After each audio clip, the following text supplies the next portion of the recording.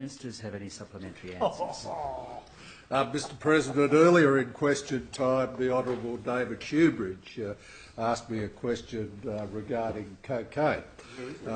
Mr President, the current MDT drug test at the roadside, as I indicated, cannot detect cocaine. The technology doesn't allow for it. The honourable member has asked why, and according to his nuance, that we're discriminating on drugs, Mr President. Discriminating against those who are taking drugs and getting behind the wheel, putting innocent people at risk on the road. Well, come on. Mr President, this is not a class war.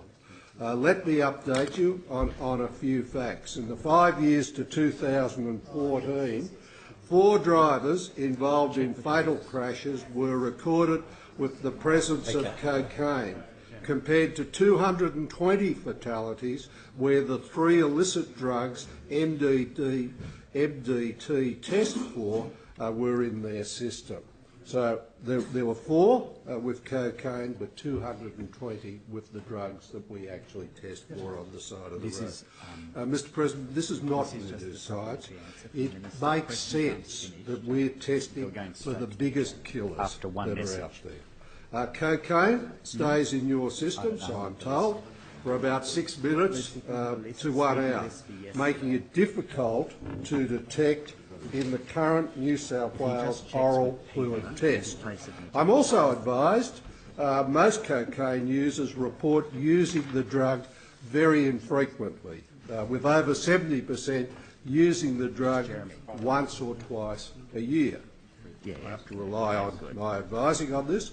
The drugs targeted by MDT, mobile drug testing, are more frequently used, increasing the overall risk of drug driving. For example, over 30% of cannabis users, like the honourable member was defending up in Lismore recently, report weekly or daily use.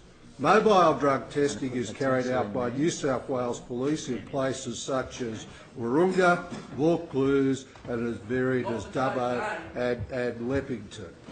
There is no discrimination as to where we test. We can and will be anywhere at any time. And I hate to break it to the honourable member and his colleague there, but there are cannabis smokers and ice takers everywhere, including the wealthy areas like Woollahra.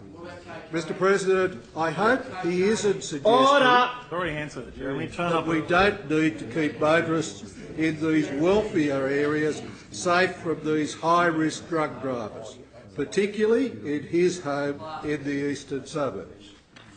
The fact remains that if New South Wales Police suspect a driver is impaired by any drug, including cocaine and benzos, they can require the driver to undergo blood and urine testing to determine if they are under the influence of those drugs. And Mr President, they do. They do. Mr President, let me be very clear.